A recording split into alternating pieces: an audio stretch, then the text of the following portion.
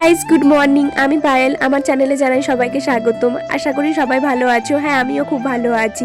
এটা আমার second blog, মানে 2 নম্বর ভিডিও। আমার ডিউটি ছুটি, অফিস বন্ধ আজকে। আমাকে কোনোভাবেই আজ অফিস যেতে হবে না। তো আমি সকাল সকাল চলে এসেছি আমার বোনেদের সাথে বাদাম গুলোতে বাগানে। এগুলো দেখতে পাচ্ছ, এগুলোকে আমাদের এখানে বাদাম বলা হয়। তোমাদের এখানে কি বলা হয় সেটা কমেন্ট করে জানিয়ে যেও। কিন্তু ডাইরেক্ট খাওয়া যায় না। এইগুলোর ভেতরে আছে একটা নরম বাদাম।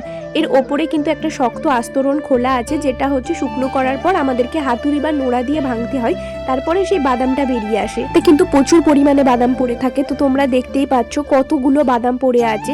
এরপরে বাদামগুলো গুড়িয়ে নিয়ে আমরা বাড়ি চলে আসছি। বাড়ি চলে আসার পথে দেখতে পেলাম একটা বড় গড়গিল। এটাকে অনেকে গড়গিলও বলে, আবার গোসাপও বলে থাকে। তো তোমরা কি বলো সেটাও জানিয়ে যেও। এই প্রাণীটিকে গড়গিলই বলে থাকি। তো তোমরা কি বলো আমাকে নিশ্চয়ই জানিয়ে যেও। এটা কি বড় পরিমাণে তোমরা দেখতেই পাচ্ছ।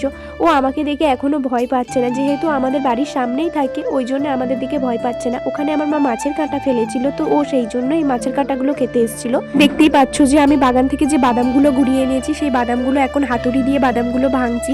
এই যে দেখতে পাচ্ছ, এটার মধ্যে যে শক্ত আস্তরণটা আছে, শক্ত আস্তরণটা ভাঙার পরেই এর মধ্যে থেকে বেরিয়ে আসে বাদাম। ওয়ালনাট হয় ঠিক তেমনটাই, কিন্তু এরকম এই বাদাম, এগুলোকে কাঠবাদাম বলা থাকে। এই যে দেখো বেরিয়ে এসছে নরম বাদামটা। ঠান্ডে ছিল, তাই জন্য আমার দিদির মেয়ে ও আমার বোন মিলে রান্না করছে, মানে খেলনা মাটির রান্না। ওরা দুটো ইট দিয়ে একটা উনুন বানিয়ে ফেলেছে।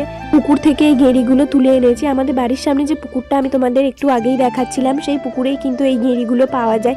আমরা এগুলোকে গেঁড়ি বলে থাকি, অনেকে এগুলোকে গুগলিও বলে থাকি।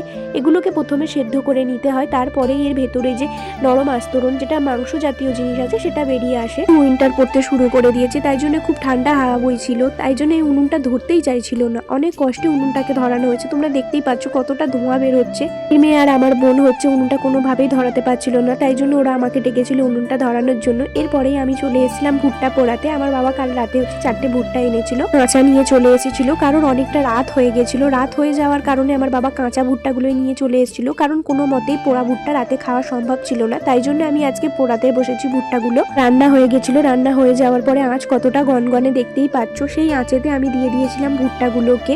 কিন্তু আমি এপিট ওপিট করে ভালোভাবে ধরে পুড়িয়ে নিচ্ছে, তোমরা দেখতেই পাচ্ছ। কিন্তু আমার হাতে খুব গরম লাগছিল, এর কারণে হচ্ছে আমি একটা জাঁতিও ব্যবহার করেছিলাম। তো দেখতেই পাচ্ছ যে কত সুন্দরভাবে পুড়ে গেছে। ওই যে প্রথমের ভুট্টাটা আমি দিয়েছিলাম, ওটা খুব ভালোভাবে পোড়ানো হয়ে যেতে তারপরে আমি দ্বিতীয় ভুট্টাটা দিয়ে দিয়েছি, পোড়ানো হয়েছিল আমার হাতে। এই জন্য আমি কিন্তু একটা জাঁতি ব্যবহার করছিলাম। প্রথমের ভুট্টাটা তোমরা দেখতেই পাচ্ছ খুব ভালোভাবে ঠিক দোকানের মতো করেই কিন্তু পুড়ে গেছিল। আমি তো ভাবতেই পারিনি যে ভুট্টাটা ঠিক এত সুন্দরভাবে পুড়ে যাবে।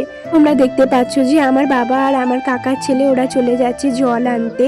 ওরা কিছুটা বাজার করা ছিল, ওই বাজারে যাবে, তারপরেই হচ্ছে ওরা যাবে ড্রামে করে জল আনতে। আমার কাকার ছেলে কিন্তু ভ্যান চালাতে পারে না, আমাদেরই ভ্যান, এটা আমার বাবার ভ্যান। এই ভ্যানটা আমার বাবাই চালায়। তগুলো দেখতে পাচ্ছ এই বস্তায় করে হচ্ছে আলু আনা হবে, কারণ কিছুদিন পরেই হচ্ছে কাকার ছেলের জন্মদিন, তাই জন্য ও এক্সাইটেড হয়ে ভ্যান চালাতে লেগেছে। কিন্তু ও যে ভ্যান চালাতে পারে না, ও কিছুটা যাওয়ার পরে ও টলমল করছিল, তাই জন্য আমার বাবা ওকে দাঁড়াতে বলেছিল, চালিয়েছিল। এরপরে আমরা চলে গেছিলাম বিকেলবেলা অ্যাকোরিয়াম দেখতে। আমার কাকির মেয়ে খুব বায়না করছিল, তাই জন্য ওর জন্য একটু অ্যাকোরিয়াম দেখতে গিয়েছিলাম। আমরা কিনিনি অ্যাকোরিয়ামটা, শুধু দেখতেই গিয়েছিলাম। দেখতেই পাচ্ছ এখানে কত সুন্দর সুন্দর অনেকগুলো অ্যাকোরিয়াম ছিল। আমরা কিন্তু এর মধ্যে একটাও অ্যাকোরিয়াম নিইনি, আমরা চলে এসেছিলাম দাম করে পরের বারে নেওয়ার জন্য। এর মধ্যে এই যে দেখতে পাচ্ছ, এগুলো কিন্তু কোনো মাটি নয়, এগুলো হচ্ছে বালি। অ্যাকোরিয়ামের মধ্যে শ্যাওলাগুলো দেখতে পাচ্ছ, এই শ্যাওলাগুলো কিন্তু কোনো আর্টিফিশিয়াল গাছ নয়, এগুলো কিন্তু সত্যিকারের শ্যাওলা, যারা হচ্ছে নিজেরাই জন্মায়।